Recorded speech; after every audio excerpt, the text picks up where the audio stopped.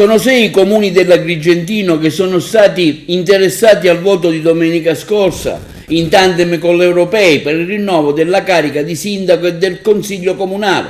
Tra questi Racalmuto, Naro, Santa Elisabetta, Campobello di Licata, Alessandria della Rocca e Caltabellotta.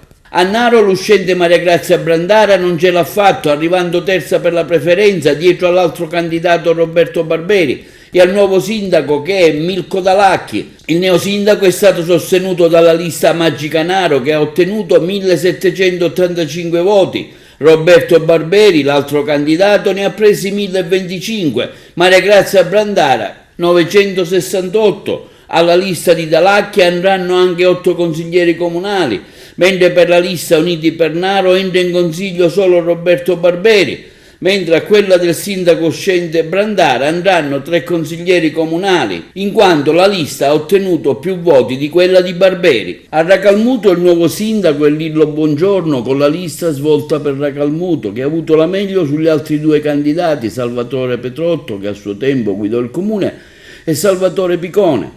Buongiorno ha ottenuto 1919 preferenze, Petrotto si è attestato al secondo posto con 1785, mentre Salvatore Picone si è fermato a 1012.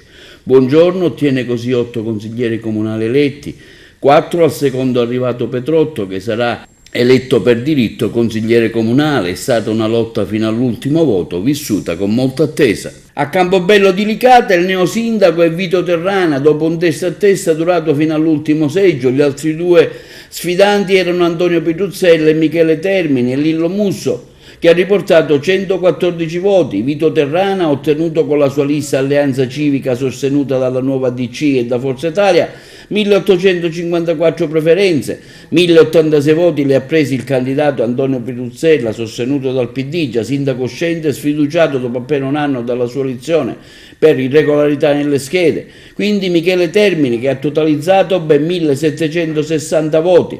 Alla lista di Terrana andranno 8 consiglieri comunali, mentre per Antonio Pitruzzella toccherà il posto di diritto di consigliere comunale. A Santa Elisabetta il nuovo sindaco è Liborio Gaziano, che ha battuto l'uscente Domenico Gueli di oltre 200 voti. Gaziano ha riportato 885 voti di lista, mentre Gueli si è fermato a 672 preferenze.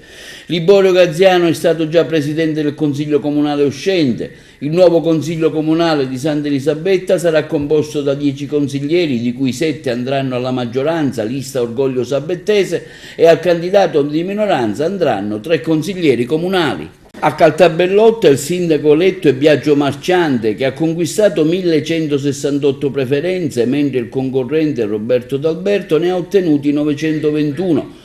Sono 12 consiglieri comunali che andranno a comporre il nuovo consiglio comunale. Ad Alessandria della Rocca è stato eletto il primo cittadino Salvatore Mangione, che ha battuto il candidato Giuseppe Montana. Sono state solo 18 le preferenze in più che hanno permesso a Mangione di vincere le elezioni.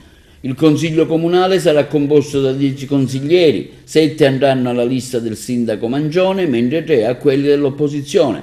Ad Alessandria della Rocca su 4.051 votanti solo 1.700 si sono recati alle urne.